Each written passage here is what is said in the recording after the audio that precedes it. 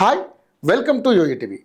Rahul Mamkootathil ఈయన కేరళ రాష్ట్రంలోని పాలక్కడ్ నియోజకవర్గం మాజీ ఎమ్మెల్యే. రాహుల్ మమ్ 1989 నవంబర్ 12న పాత నంతిట్టల్లోని ఆదూర్లో జన్మించాడు. ఈయన తండ్రి మాజీ ఇండియన్ ఆర్మీ అధికారి ఎస్ రాజేంద్ర కురుప్, తల్లి బీనా. రాహుల్ స్కూలింగ్ అంతా కూడా ఆయన ఆదూర్లో సాగింది.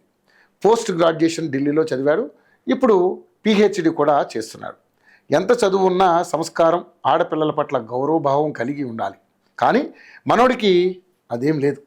రాహుల్కు రాజకీయాలపై కూడా ఇంట్రెస్ట్ ఎక్కువే. అందుకే 2006లో కేరళ స్టూడెంట్స్ యూనియన్ పాత నంతిట్టలోని కాథోలికేట్ కాలేజీలో రాజకీయాల్లోకి అడుగుపెట్టి అంచెలంచెలుగా ఎదుగుతూ కేఎస్యు రాష్ట్ర కమిటీ సభ్యుడిగా, ఆ రాష్ట్ర 2013లో రాష్ట్ర ప్రధాన కార్యదర్శిగా, 2023లో రాష్ట్ర యూత్ కాంగ్రెస్ అధ్యక్షుడిగా నియమితులయ్యారు. ఆయన 2024న పాలక్కడ్ నియోజకవర్గానికి జరిగిన ఉప ఎన్నికల్లో కాంగ్రెస్ అభ్యర్థిగా పోటీ చేసి తన సమీప ప్రత్యర్థి భారతీయ జనతా పార్టీ నేతృత్వంలోని నేషనల్ డెమోక్రటిక్ అలయన్స్ అభ్యర్థి శ్రీ కృష్ణకుమార్పై 18,840 ఓట్ల మెజారిటీతో గెలిచి తొలిసారి ఎమ్మెల్యేగా ఎన్నికయ్యాడు. మొదటిసారి ఎమ్మెల్యేగా ఎన్నికై 5 ఏళ్లు పూర్తి కాకముందే రాహుల్పై వరుసగా లైంగిక వేధింపుల ఆరోపణలు వెలువెత్తాయి. అయితే అప్పుడు పార్టీ కానీ రాష్ట్ర ప్రజలు కానీ ఎక్కువగా పట్టించుకోలేదు.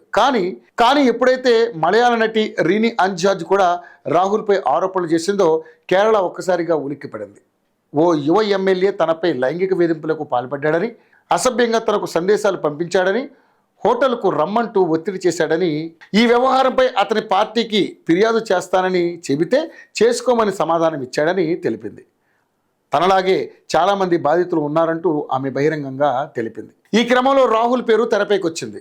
అయితే ఆమె తనకు మంచి స్నేహితురాలని, తన పేరేం చెప్పలేదు కదా అని అంటూనే బహుశా వేరెవరో ఆమెను వేధించి ఉంటారని మీడియాతో అన్నాడు. ఈలోపే మలయాళీ రైటర్ హనీ భాస్కరన్ ఏకంగా రాహుల్ పేరుతో ఫేస్బుక్లో ఓ పోస్ట్ చేశారు. దీంతో దుమారం రేగింది.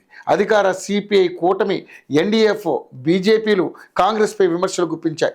ఈ క్రమంలో వ్యవహారం హైకమాండ్కు చేరడంతో రాహుల్ రాజీనామా చేయాలని ఏఐసిసి నుంచి ఒత్తిళ్లు వచ్చాయని తెలుస్తోంది.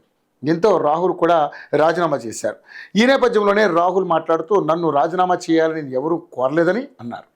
దేశ రాజ్యాంగానికి, చట్టాలకు విరుద్ధంగా నేను ఇప్పటిదాకా ఎలాంటి తప్పు చేయలేదు. నా మీద ఇప్పటిదాకా ఎలాంటి ఫిర్యాదులు నమోదు కాలేదు. నా రాజీనామా ఎవరూ కోరలేదు. అయినప్పటికీ నా పదవికి నేను రాజీనామా చేస్తున్నా. ఏ తప్పు చేయకపోయినా నా పైన వచ్చిన ఆరోపణలు అవాస్తవేనని నిరూపించేందుకు ఈ రాజీనామా అని ఆయన చెప్పారు. అయితే కేరళలో వచ్చే ఏడాది అసెంబ్లీ ఎన్నికలు జరగనున్నాయి. ఈ నేపథ్యంలో ఇలాంటి ఆరోపణలు ఇంకా కొనసాగిస్తే పార్టీకి డ్యామేజ్ తప్పదని, అందుకే హైకమాండ్ రాహుల్తో రాజీనామా చేయించిందని కొంతమంది రాజకీయ నిపుణులు అంటున్నారు. మొత్తంగా చూసుకుంటే రాహుల్ వ్యవహారంతో కేరళలో మరోసారి రాజకీయాలు వేడెక్కాయి.